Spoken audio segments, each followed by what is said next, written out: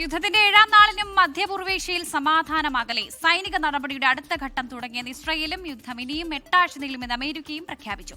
അമേരിക്കയുടെ കരസേനയെ നേരിടാൻ കാത്തിരിക്കുന്നുവെന്നാണ് ഇറാന്റെ പ്രതികരണം. കൊല്ലപ്പെട്ട ഇറാൻ പരമോന്നത നേതാവ് അയത്തുല്ല അലി ഖമനയി ഉപയോഗിച്ചിരുന്ന ഭൂഗർഭ ബങ്കർ തകർത്തെന്ന് ഇസ്രായേൽ അറിയിച്ചു.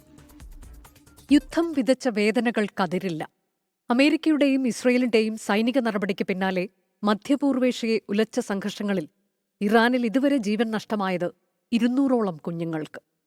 സൈനിക നടപടി നീളുമെന്നാണ് അമേരിക്കയും ഇസ്രയേലും നൽകുന്ന മുന്നറിയിപ്പ്.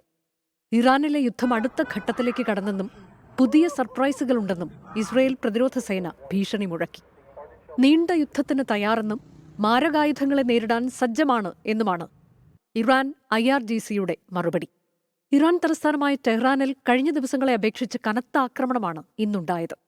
ഇറാന്റെ പ്രത്യാക്രമണ ശേഷി 90% കുറഞ്ഞെന്നാണ് പെന്റഗൺ വാദം.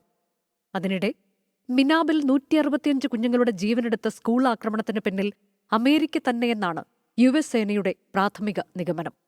സമീപത്തെ IRGCയുടെ നാവിക കേന്ദ്രത്തെ ലക്ഷ്യമാക്കി നടത്തിയ ആക്രമണത്തിലാണ് സ്കൂൾ തകർന്നതെന്നാണ് അനൌദ്യോഗിക വിവരം.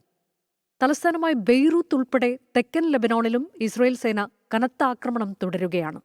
ഗോലാൻ കുന്നുകളിലെ ഇസ്രയേൽ സൈനിക ക്യാമ്പും ഹൈഫയിലെ നാവിക കേന്ദ്രവും ആക്രമിച്ചെന്ന് ഹെസ്ബുള്ള അവകാശപ്പെട്ടു.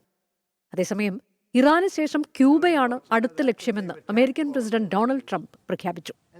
International desk 24. ലോകത്തെവിടെയായാലും ഏത് സമയത്തും 24 വാർത്തകളും ഓഗ്മെന്റഡ് റിയാലിറ്റി പാക്കേജുകളും എക്സ്പ്ലെയിനറുകളും വിശദമായി കാണാൻ ഞങ്ങളുടെ യൂട്യൂബ് ചാനൽ നിങ്ങൾക്ക് സബ്സ്ക്രൈബ് ചെയ്യാം.